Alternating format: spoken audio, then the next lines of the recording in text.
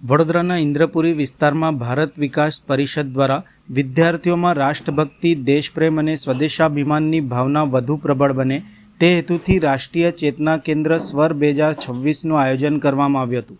Bapod Waghodia road સ્થિત શ્રી રંગવાટિકા માંડોરા ભવન ખાતે યોજાયેલી રાષ્ટ્રીય સમૂહગાન સ્પર્ધામાં વિવિધ વિદ્યાર્થીઓએ ઉત્સાહપૂર્વક ભાગ લીધો હતો. વિદ્યાર્થીઓએ દેશભક્તિના ગીતોની રજૂઆત દ્વારા રાષ્ટ્રીય એકતા, દેશપ્રેમ અને રાષ્ટ્રીય ચેતનાનો સંદેશ આપ્યો હતો. આ પ્રસંગે મુખ્ય મહેમાન તરીકે શૈલેષભાઈ સિંહ શાહ તથા વિશેષ અતિથિ તરીકે વૈદ્ય આયુષ શાહ ઉપસ્થિત રહ્યા હતા.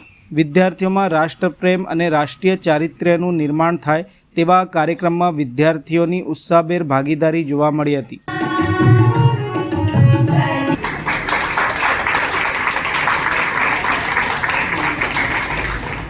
છેલ્લા ઘણા વર્ષોથી ભારત વિકાસ પરિષદ ઇન્દ્રપુરી શાખાના માધ્યમથી ટીમ અને એમના માર્ગદર્શન હેઠળ વિસ્તારની વિવિધ શાળાઓના પ્રયાસોના સાથ રૂપે રાષ્ટ્રીય સમૂહગાન સ્પર્ધા ચેતના કે સ્વરના અંદાજથી વિદ્યાર્થીઓમાં રાષ્ટ્રપ્રેમ જાગે અને ઉજાગર થાય એમના સ્વમુખે એક રાષ્ટ્રગાન સ્પર્ધામાં રાષ્ટ્રના ગીતો પણ ગવાય એ પ્રકારનું આયોજન રંગવાટિકા મુકામે આપ જોઈ રહ્યા છો ઘણા વર્ષોથી થઈ રહ્યું છે. એમાં ભાવેશભાઈ, બિપિન બાપુ અને અન્ય જે અમારી ટીમ છે એમના સહયોગથી આ કાર્યક્રમ સફળતાપૂર્વક આ પ્રેસ મિત્રો પણ લોકો સુધી પહોંચાડો છો એ પણ ખૂબ સારી વાત.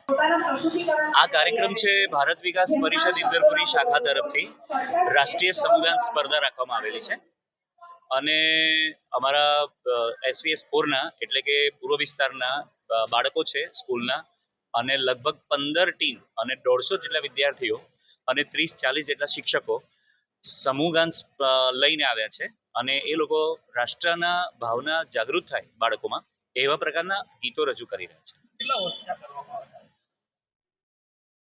ભારત વિકાસ પરિષદ તો 1967 થી કરે છે પણ અમે અહીંયા લગભગ 25-30 વર્ષથી આ કામ કરી રહ્યા છીએ. એની પાછળનો ઉદ્દેશ છે કે વિદ્યાર્થીઓમાં નાનપણથી રાષ્ટ્રની ભાવના જાગૃત થાય, કારણ કે જો અત્યારથી એ ભાવના જાગૃત થશે તો એ લોકો મોટા થશે ત્યારે એ લોકો એ ભાવના બીજાઓને પહોંચાડશે. હું ભાવેશ ભટ્ટ, ન્યૂ હેવન વિદ્યાલયનો આચાર્ય સંચાલક છું અને ભારત વિકાસ પરિષદમાં આ કાર્યક્રમના